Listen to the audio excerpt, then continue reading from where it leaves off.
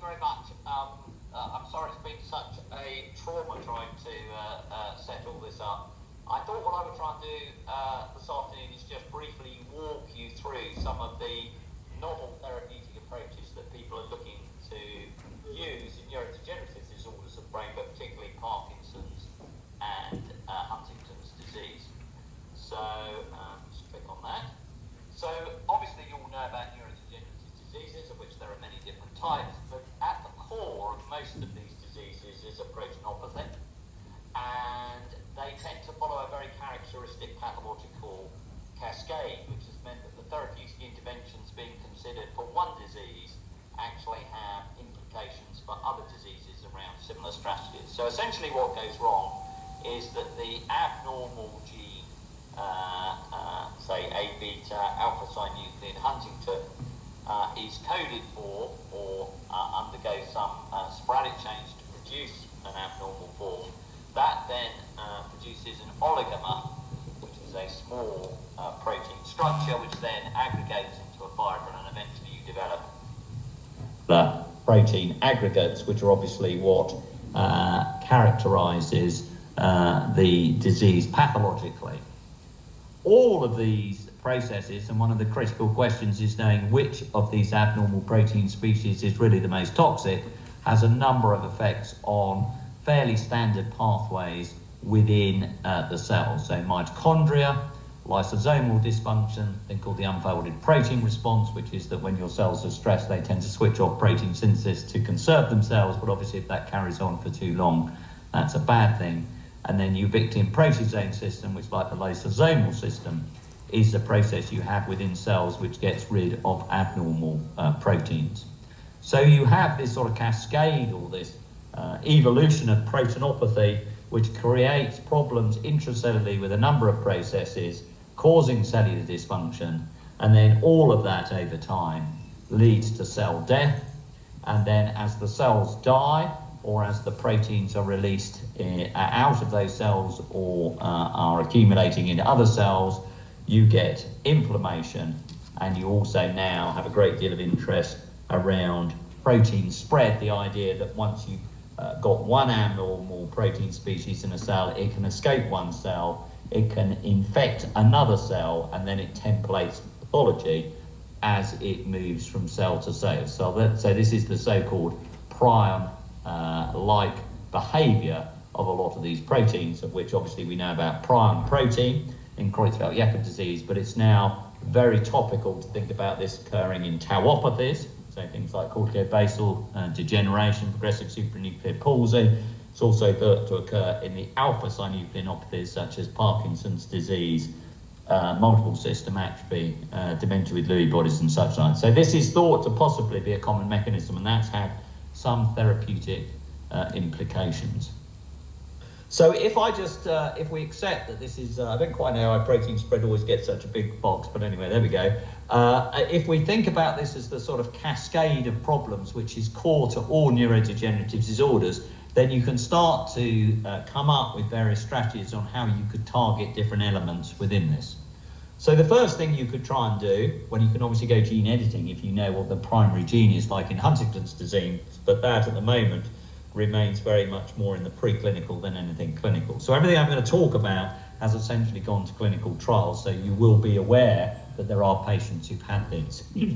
So one of the first strategies would be to use a thing called antisense oligonucleotides, which I'll explain a bit in a minute, or signal interfering RNAs. The strategy here is to silence the abnormal translation of the protein which is causing the disease, thereby reducing the production of the abnormal protein and thereby slowing down or stopping the disease from occurring. So that's one therapeutic strategy. A second is to use small molecules which are specifically designed to try and interfere with the aggregation of the protein as it forms these abnormal structures. So there you engineer a molecule so it will interfere with the pathological accumulation of the protein within the cell. You can then, and this is a very big area which is currently under a lot of research at the moment, is the idea to try and target these pathways which are, if you like, common to all of these diseases downstream of the abnormal proteinopathy, using drug repurposing. And I'll give you some examples of drugs which have been used specifically to change the function of these intracellular pathways in the face of a disease process.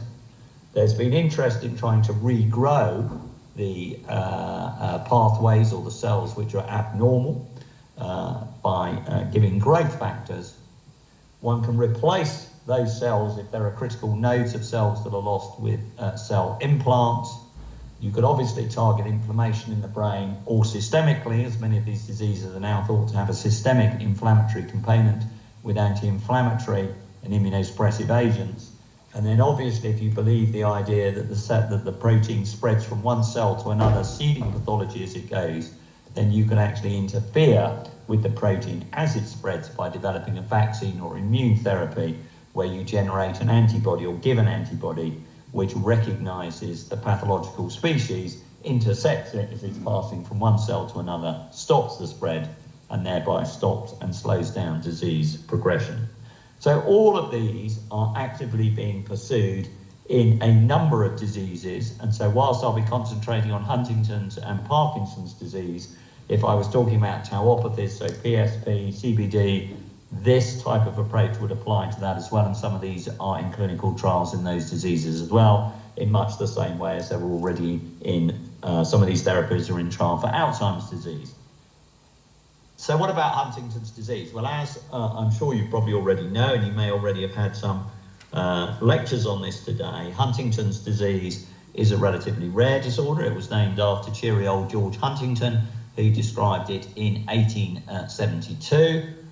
Woody Guthrie was somebody who was a famous American country and folk singer who developed Huntington's disease. His wife set up the Guthrie Foundation, which then became the Hereditary Disease Foundation, and that enterprise actually discovered the gene for Huntington's disease back in 1993, such that we can test for the presence of that gene in patients who we suspect might have Huntington's disease for the last 30 years. It's also a character in Ian McEwan's book, Saturday, is described as having Huntington's disease, and there are certain aspects of it which are very interesting, but I wouldn't necessarily say it's the most accurate description that I've ever read. Just to get you orientated in Huntington's disease, this is autosomal dominant. One gene will give you the disease. It codes for an abnormal Huntingtin protein, and it is said that if you inherit the abnormal gene with a repeat over 39, you'll definitely get the condition, which is probably true. But there are certainly increasing numbers of late onset patients that one's seeing that in years gone by would never have lived to that age. So I do think people can actually die with low repeat expansions of 40 or 41. Typically, though, it presents between the age of 30 and 50. I've seen patients as young as 11, that's the youngest, and the oldest I've ever seen is 86 with new onset Huntington's. Progresses over a 20-year period and is currently incurable. As you all know, the clinical features consist of abnormalities of movement, abnormal eye movements, motor impersistence, cognitive deficits, psychiatric problems, and I'm not going to get into all the details on this, but what I wanted to just highlight from this picture, which is taken from one of Sarah Tabrizi's publications, is that as with all of these conditions of neurodegeneration, there is clearly a point at which people have manifest problems. So in Huntington's disease, that is when they have motor abnormalities. That's currently how we tend to diagnose it, although there's a move to diagnosing it if there are clearly cognitive or psychiatric features in the context of the relevant clinical background.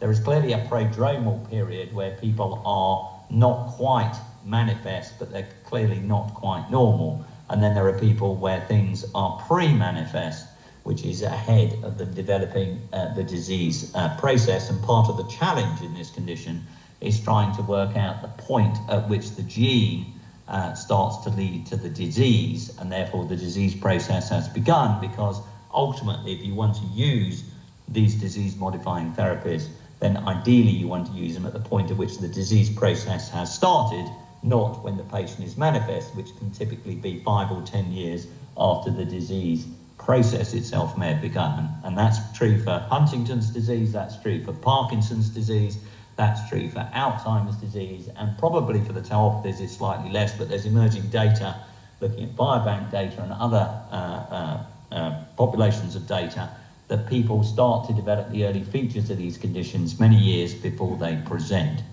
And so the argument has always been by the time they present, the disease has a momentum and has a pathology which is irreversible, which I'm not absolutely convinced about, but that is certainly a very common argument. But it does make sense that you would ideally want to target people at the point at which the disease process has begun. So what have we done in the world of Huntington's disease? So one area which was very much, it's very much at the forefront is this idea of antisense oligonucleotides. So this really was started by a company called Ionis. They were the ones who developed the technology which enabled this to happen. It was then licensed to Roche, and the first trials were started probably now about 6 or 7 years ago, and are still ongoing. And now there are a number of other companies in this space trying to develop either antisense oligonucleotides or these interfering RNAs. So the idea here is that what you do is that and currently none of these just target the mutant Huntington, they just target Huntington itself. The idea is that your DNA obviously codes for the protein, both wild type and mutant Huntington disease, and in order to do that, it goes through a messenger RNA stage. And so what you do is you develop an antisense which recognizes the messenger RNA, which is made by the Huntington gene, and then it binds to it, it gets cleaved and destroyed, and thereby you reduce the production of Huntington itself. Now, as I say, this is not allele specific, by which I mean that if you do this, you not only reduce the levels of mutant Huntington, you reduce the levels of normal Huntington as well. So there's always been a concern that if you did this effectively and essentially silence the production of mutant Huntington using these type of strategies, you would also remove the production of normal Huntington, the consequences of which we're not sure about, but certainly in animal models, if you knock out Huntington in the developing egg, then the animals die in utero because they're unable to develop normally. But nevertheless, this is the strategy that was developed by Ionis and then taken on by Roche. And there was this trial, which was led by the company, of which the clinical investigator, main clinical investigators were Sarah Tabrizi and Blair Levitt in Canada. And essentially, this involved 46 patients, which we had 6 in Cambridge. They were early manifest patients. And obviously, with the first in-human trial, it's about safety and tolerability. And so what happens in this treatment, and this is now quite common for a lot of these types of antisense therapies, is that you give it intrathecally, or you inject it into the spinal fluid. You remove 20 mils of the CSF to make space for the 20 mils of your study drug, which you then inject over a 3-year period. And in these first 46 patients, what they found was encouraging, in that it was a dose-dependent reduction in mutant Huntington in the CSF. So when you measured the amount of Huntington in the CSF, it went down as a function of the different doses that they gave, and it was generally well tolerated, although it's important to remember this study was only done over a 4-month period. And this is a plot showing that there is a reduction in mutant Huntington, but it would be the same for wild type as well, across the different doses in the patients versus placebo. So what this trial told you was that actually in the short term, i.e. over a 4-month period, injecting an antisense oligonucleotide into patients' CSF with Huntington's was relatively well tolerated, and it reduced the amount of Huntington in the CSF, although that's not the same as the amount of Huntington which is in the brain, which is obviously where you want to reduce it. Now, some of us went in a slightly different direction to where the company went, in that certainly there was a feeling that this was not really proven as an effective therapy, because it, certainly in the 6 patients I treated in Cambridge, there was no significant problems. All of these patients were then rolled into an open label study where they were then followed with active treatment over a number of years. The drug then proved not to be quite as benign as it was initially shown. So over longer periods of time, it could induce a chemical meningitis when given at high dose and frequently. So we had one patient where this was a major issue and they developed hydrocephalus and required shunting. There was another patient in Germany who developed a small spinal cord infarct, presumably because of a meningeal problem causing a small vessel to close off. And as I say, in our patients, we saw no obvious benefits. However, the view of the company was that there was enough in the data to recommend going for a major study, which would be a definitive pivotal study to get licensing for this. So they moved on to an 800 plus patient study, which was then stopped in March of 2021, of which the paper appeared as a short letter in the New England Journal in December of last year. And the reason the trial was stopped was that the Data Monitoring Committee felt that there was no risk, benefit risk for the patients. In other words, whilst there were no adverse problems from taking the medication in this population of 800, there was also no clear benefits either. On any of the measures, looking at the population as a whole, this drug seemed to have no major clinical benefit to the patients, which was why the trial was stopped. They have subsequently done a post-hoc analysis, and a new study is about to start looking at earlier patients, younger patients, with the hope that actually there is a subgroup of patients that might respond to this medication. I think this therapy has great potential. I just think that the way in which the trial was executed probably was suboptimal, but it's not to dampen the enthusiasm for this approach, because other companies are pursuing this in the clinic. And I had a conversation this week with somebody who's developing that therapy with the hope that a trial will happen with their agent towards the end of this year. So I think antisense and interfering RNA therapies are here to stay. I think we just have to work out how we can better deliver them. The alternative approach, which is the approach we've taken, and I am selecting a little bit here, growth factors, cell transplants and vaccines aren't really there for Huntington's disease or have been shown to have effects at the moment. But one area where we've been particularly interested, and I'll come back to this with Parkinson's, is the idea of taking a drug that's already in clinical use for one indication and trying to repurpose it to target a pathological process. And so David Rubenstein in Cambridge has been very interested in this thing called the lysosomal system, which is where you take proteins, so in this case Huntingtin, the abnormal Huntingtin, you wrap it up in a lysosome and then you destroy the protein. And one of the problems in Huntington's disease is this process is inefficient. And can you therefore upregulate autophagy with the hope that you'd be able to get rid of the protein that's being produced?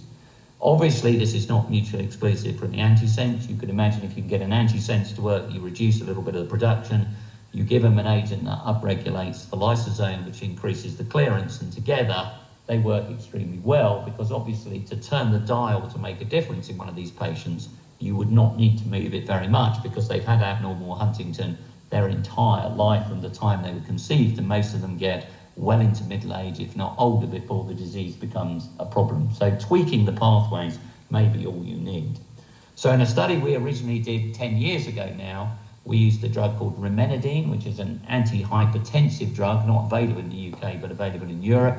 And we tried it in a small number of patients and showed that it actually was safe and possibly had some effect, but it was a very difficult drug to use.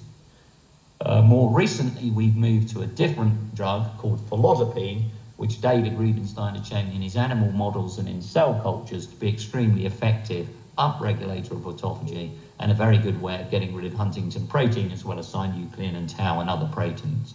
So we've now undertaken a study which is coming towards an end, where we've taken 18 patients with Huntington's disease. They've been randomized into different doses, 3 different doses, a 5, a 10 and a 20 milligrams, 20 milligrams being the maximum dose. They've been treated for a year.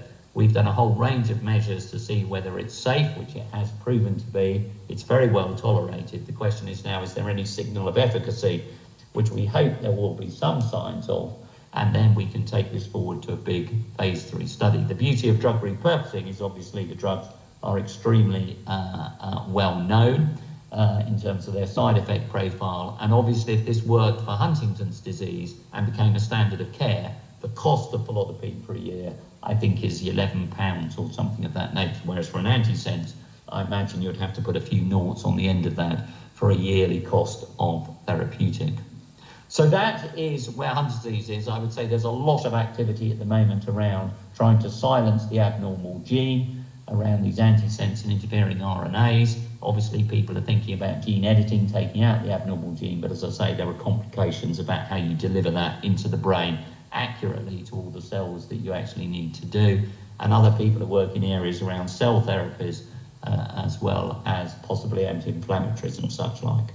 In Parkinson's disease, which I'm now going to briefly walk through in terms of what's happening with that, as you know, with Parkinson's disease, it's characterized by the alpha-synuclein aggregation into Lewy bodies and Lewy neurites, typically in the dopaminergic nigrostriatal pathway, as a result of which patients present with motor deficits. But we also know that the pathology is not restricted to that, and that the clinical features are not just motor, but there are a lot of non-motor problems. Nevertheless, the current management of Parkinson's disease essentially revolves around the loss of the dopamine system. It's treatment with dopaminergic drugs, and then other therapies to deal with the complications that come along as a result of that problem.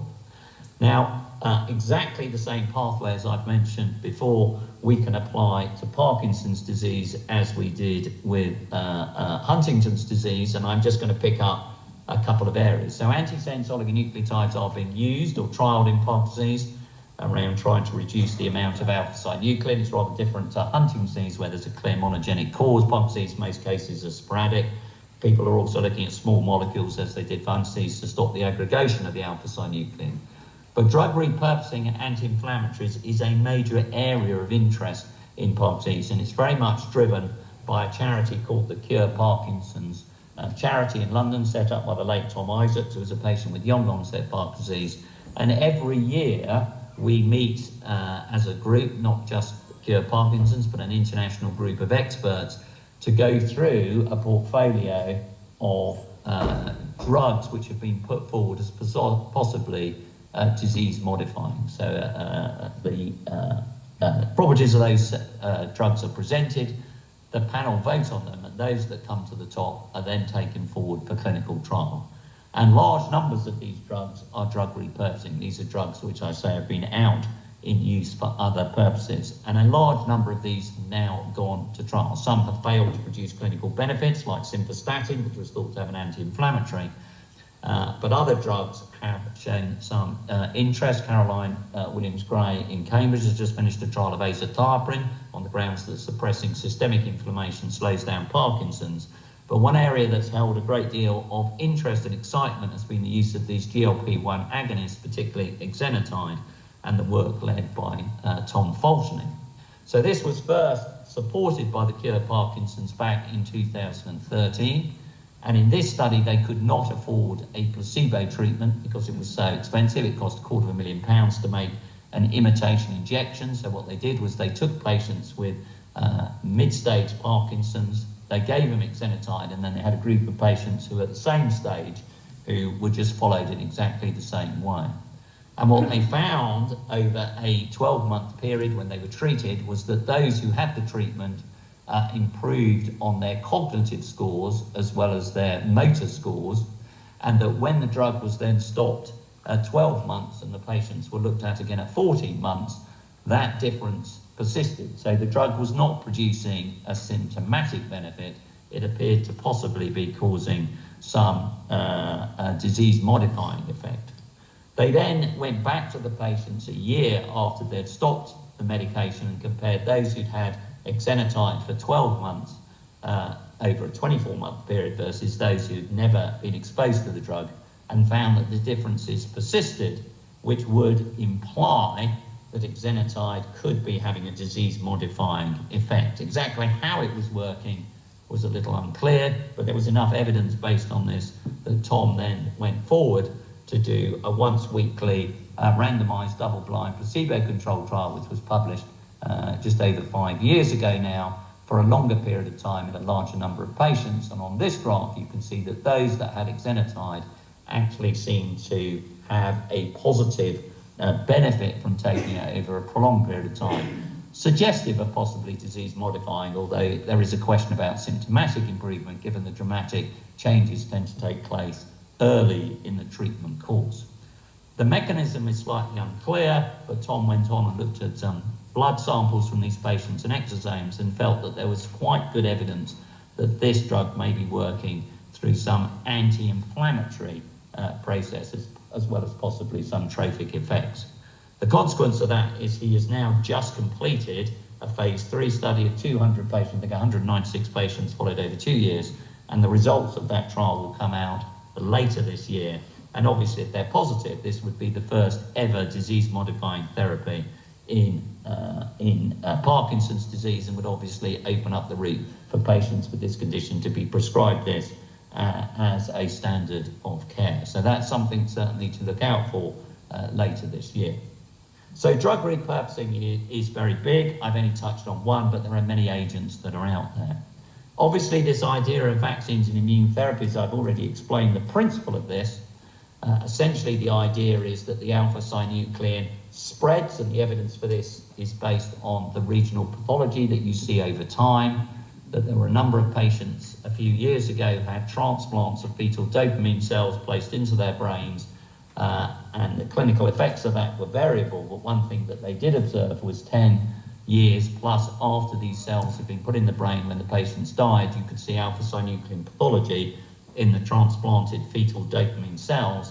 These are cells which should only be 10 or 11 years old. So how have they acquired the pathology of Parkinson's? And the hypothesis was that the abnormal alpha-synuclein from the patient's brain had infected the fetal dopamine cells in the transplant, templated pathology, and they had then acquired the pathology of Parkinson's disease. So this then really caught the excitement of pharma, who wondered whether you might be able to neutralize the spread of alpha-synuclein by generating antibodies, either passively or actively, to silence this. And this has now been the subject of a number of different trials, and to date, none of them have shown a positive benefit, but nevertheless, there is a great deal of interest in this as a therapeutic area, so these are trials which will continue. Finally, I'm just going to talk about two other areas which are gaining prominence at the present time. One is around cell transplantation, where the idea here is that you implant the missing population of dopamine cells that have died as a result of the Parkinson's disease.